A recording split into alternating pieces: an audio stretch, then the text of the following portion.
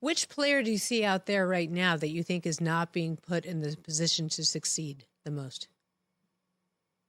I mean, oh man, and I did think because this is the talk right now.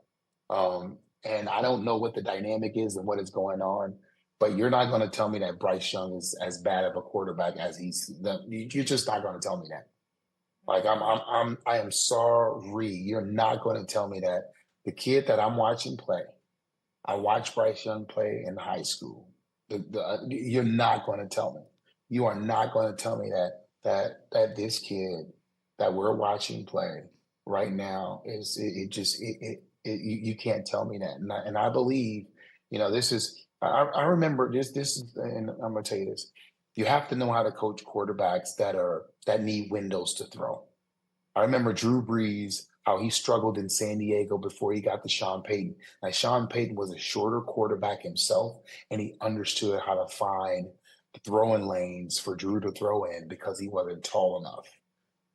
And it worked out for him. The difference in Drew when he was with the Saints in New Orleans with Sean Payton compared to when he was in San Diego with the Chargers, totally different guy.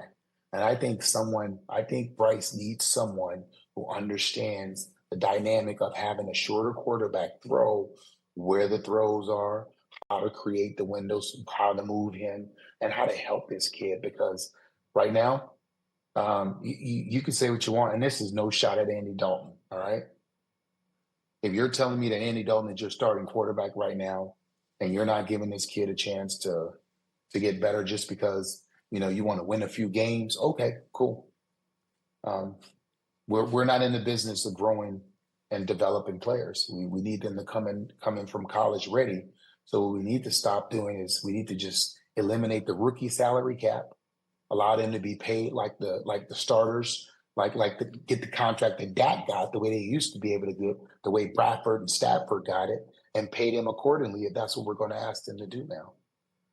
I'm glad you turned to quarterbacks. I have a question for you in that regard. We saw this training camp period as well as this preseason that some teams with quarterbacks who'd been very injured didn't play them at all in the preseason, like the Jets, like the Falcons. And in the case of the Bengals, they played Joe Burrow one series in the first game and then no more. We also saw teams with rookie quarterbacks not playing their quarterbacks a lot in the preseason. I'd love to know your thoughts. Look, I remember a conversation I had with Al Davis during training camp, and we had it again in the preseason, where he would want players taken off the practice field in training camp, out of a game in the preseason. And I would say to him, Al, you can't put them in bubble wrap. And then we had a very, very bad injury. And I said, about that bubble wrap theory, there may be something to that. But look, it's a risk-reward analysis. If you put a quarterback out on the field in training camp, or more importantly, in a preseason game, he can be injured. But if you don't put him out, you're not getting the reward of practice. And I would love to hear your views on that risk-reward analysis, how much you play a quarterback during the preseason and not. Yeah, I think it's based on the quarterback's experience, not just in the league, but in the system. When I look at when I watched what Washington did and what the Jets did with two veteran quarterbacks, and you watch both of them come out and be a little rusty. And Kirk Cousins talked about it in the first game. He was just like, man, I was rusty. Mm-hmm. I wasn't as ready. And it speaks to what we are saying.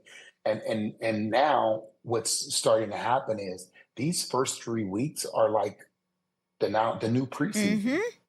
Mm-hmm. It's the new preseason. You really try to get your guys, and it's attrition. You want to keep your guys healthy. You want your guys to knock the rust off, and you want to try to win games. You want to look, to be honest, you want to look like Kansas City. These are games that they would normally run away with, tight games. They find ways to win, and you keep everybody hurt. You knock the rust off. Patrick Mahomes said it, but he's just like, I'm not where I want to be. Like, I'm missing throws. And we saw him throw the ball behind guys, throw the ball too high. And that's just not like Patrick Mahomes. And if the starters, if the veterans are doing like that, then a young guy is going to struggle. Check out new episodes of What the Football with Suzy Shuster and Amy Trask every Tuesday. Watch us on the Rich Eisen Show YouTube page or follow and listen wherever you get your podcasts.